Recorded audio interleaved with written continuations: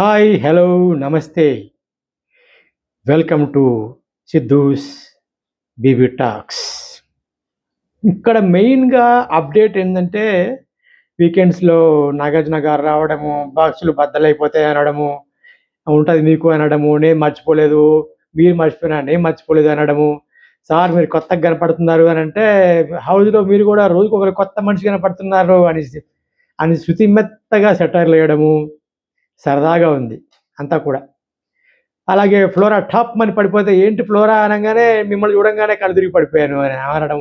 ఇలా సరదాగా మొదలైనా గానీ మంటలు రేగాయి. ముఖ్యంగా అందరూ వెయిట్ చేసేది దేనికోసం అనంటే, ఎవరు ఎలిమినేట్ అవుతారు? ఫస్ట్ ఎలిమినేషన్ ఎవరు? ముందు నుంచి అనుకుంటున్న వారు వేరు. కానీ ఇక్కడ సృష్టికి బయట ఎవరు ఓటింగ్ పెట్టినా కూడా సృష్టికి చాలా తక్కువ ఓటింగొచ్చింది. మెయిను ఆమె హౌస్‌లో పెర్ఫార్మన్స్ చేయలేదా? హౌస్‌లో పార్టిసిపేట్ చేయలేదా అంటే చేసింది. అస్సలు పార్టిసిపేట్ చేయంది ఎవరు అంటే సుమన్ శెట్టి. ఈ మధ్య 2, 3 రోజుల నుంచి కొంచెం తగ్గిపోయింది ఎవరు అంటే ఫ్లోరా. ఇంకా వాళ్ళ తర్వాత ఇంకో ఎవరైనా చూసుకోవాలి అని అనుకుంటే రాము కూడా కొద్దిగా తగ్గాడు. ఆ కెప్టెన్సీ టాస్క్‌లోనే కొంచెం బాగా చేశాడు. సో, ఇప్పుడన్నీ గూడా నాగార్జున గారు ఒక్కొక్కళ్ళు తీసి బాగా మాట్లాడారు. గుండంకులు అనడం ఏంటి, ఇదేంటి, అదేంటి అని చెప్పేసి ఈ 3ని వాయించటం, హరీష్‌ని వాయించటం, మనీష్‌ని వాయించటం, వాళ్ళ వీడియోలు చూపించటం. ఓకే. సంజన కెప్టెన్ అవ్వడం గురించి, కెప్టెన్ అయిపోయిన ఆమె రివెంజ్ తీసుకోవడము. రివెంజ్ తీసుకున్నప్పుడు మరి వాళ్ళకి ఇవ్వని అడ్వాంటేజ్ వీళ్ళకెందుకు ఇచ్చారని చెప్పటము. ఇవన్నీ ఉన్నాయి.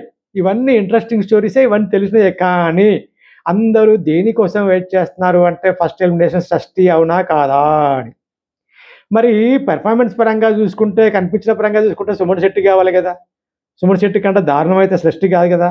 కానీ ఇక్కడ సుమన్ శెట్టి మీద అందరికీ సింపతి ఉంది. అతను కొంచెం ఆఫర్స్ లేకపోవడము, కొంచెం ఇబ్బందుల్లో ఉండడము, ఆర్థికంగా గూడా సపోర్ట్ అవుతది గదా! సో, సుమన్ శెట్టి అనేవాడు మనవాడు, సినిమాల్లో చేసినవాడు, కొంచెం బీదవాడు, కొంచెం డబ్బులెక్కువ రావాలి. ఈ ఫస్ట్ వీకే పంపిస్తే ఆయనకు అమౌంట్ గూడా ఎక్కువ రాదు. సో, చాలామంది ఈ మాట కూడా అన్నారు. 'బిగ్ బాస్‌లో ఎలా ఉంటే మనకేంటి? అతనికి కొంచెం మంచి అమౌంట్ రావాలి' అని సింపతి కూడా చాలా మందికి ఉంది. ఆ సింపతి వర్కౌట్ అయింది సుమన్ శెట్టికి. ప్లస్సు అతను చేసే అమాయకపు చూపులు, అమాయకంగా ఉండడం, మొన్నేదో బాటిల్ ఓపెన్ చేద్దామని చాలా ట్రై చేస్తాడు. నిజంగా చాలా ఎంత అమాయకుడురా అనిపిస్తది. ఇవన్నీ గూడా ఆడియన్స్‌లో ఒక సింపతి క్రియేట్ చేశాయి. ఇక ఫ్లోరా అంటారా? ఓకే. ఉన్నంత వరకు ఆమె అంత యాక్టివ్‌గా లేకుండా ఓ మాదిరిగా ఉంది. సో, ఆమె గూడా తొందరగా పోయే పర్సనే. సంజన పోయిద్దనుకున్నారు గానీ, సంజన తిరగబడిపోయింది. అద్భుతంగా ఆమె కెప్టెన్ కావడం, కెప్టెన్‌కి ఎలాగో ఇమ్యూనిటీ ఉంటది కాబట్టి. ఇక మిగిలింది ఎవరు అనంటే సృష్టి. సృష్టికి ఉన్న మైనస్ పాయింట్ ఏంటంటే ఫుల్ నెగటివిటీ ఉండడం. ఆమె ఆమెకు అన్యాయం జరిగిందా? అవన్నీ కోర్టులలో ఉన్నాయి. ఆ పర్సనల్ విషయాలే. కానీ చాలామంది పీపుల్, చాలామంది యూత్ ఈ జానీ మాస్టర్ విషయంలో ఆమెకి యాంటీ అయిపోయారు. చాలా ట్రోల్స్ నడిచినాయి. సో, ఇక్కడ ఆమె ఏదో చేసింది, ఆమె అనవసరంగా కేస్ పెట్టింది అని కొందరు కామెంట్ చేశారు గానీ, ఎక్కువ మంది పీపుల్ మాత్రం బాగా ట్రోల్ చేయడం. నిజానికి ఎవరికి ఏం జరిగినాయో మనకు తెలీదు.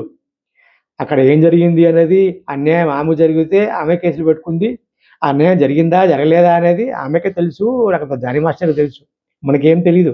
మన సోషల్ మీడియాలో అన్నీ చూసుకుంటూ, ఆ సోషల్ మీడియాలో వీడియోలను చూసి, టీవీలో వచ్చిన వార్తలను బట్టి వీళ్ళు ఇలాంటోళ్ళు, వాళ్ళు అలాంటోళ్ళు అని మనం ఎప్పుడు గూడా జడ్జ్ చేయకూడదు. చేస్తే అంతకంటే తెలివి తక్కువతనం లేదు. ఇక్కడ నేను సృష్టిని సపోర్ట్ చేస్తున్నా అని కాదు, జానీని సపోర్ట్ చేస్తున్నా అని కాదు. కానీ చాలామంది ఆమెకు యాంటీగా ఉన్నారు. సో, అది కూడా చాలా ఆమెకు నెగెటివ్ అయింది. నెగెటివ్ ఓటింగ్ అయింది. అప్పుడెప్పుడో జరిగింది. ఇప్పుడు చెప్పడం ఏంటి అని చాలామంది అన్నారు. ఇక్కడ నేను ఆమె రైటా? జానీ రైటా? అనే దాని మీద నేను పోవట్ల. అసలు నాకు సంబంధం లేదు. అసలు ఇక్కడ ఈ సందర్భంలో ఆ టాపిక్ అవసరం లేదు. కానీ ఈ నెగటివిటీ అనేది ఆమెకు బాగా మైనస్ అయింది. సో, ఆమె ఫస్ట్ వీకే ఎలిమినేట్ అవ్వాల్సిన వీక్ పర్సన్ అయితే కాదు. ఎంతో కొంత ఉంది. కొంచెం ఉన్నంతలో, ఉన్న వాళ్ళలో లీస్ట్ అయితే కాదు. కానీ ఆమెకున్న నెగటివిటీ వల్ల, లీస్ట్ ఓటింగ్ ఉండడం వల్ల ఆమె ఎలిమినేట్ అయ్యింది. ఇక్కడ 'బిగ్ బాస్' వాళ్ళు ఆమెని ఉంచుతారు, పంపరని నేననుకున్నా. నా అనలైజేషన్ ప్రకారం ఏంటంటే, ఆమెకు స్టోరీ ఉంది కాబట్టి కమింగ్ డేస్లో నెక్స్ట్ వీక్లో ఏం చేస్తారంటే ఎమోషనల్ రౌండ్ ఒకటి ఉంటుంది. సో అందరూ కలిసి ఎమోషనల్గా వాళ్ళ స్టోరీస్ చెప్పుకుంటూ ఉంటారు. సో ఎమోషనల్ స్టోరీ చెప్పుకున్నప్పుడు ఈమె కొన్ని విషయాలు బయటకు చెప్తుంది. సో అవి ఎపిసోడ్కి హెల్ప్ అవుతాయి అని ఛానల్ వాళ్ళు అనుకొని ఆమెకు అవకాశం ఇచ్చారు. కానీ ఆమెకున్న నెగిటివిటీ వల్ల ఆ ఎమోషన్స్ బయటకు వచ్చినా కూడా యూజ్ లేదు, అది మైనస్సే అవుతుంది, అవసరం లేదు అని అనుకున్నారు కావచ్చు. అలాగే ఓటింగ్ కూడా చాలా లీస్ట్ ఉంది.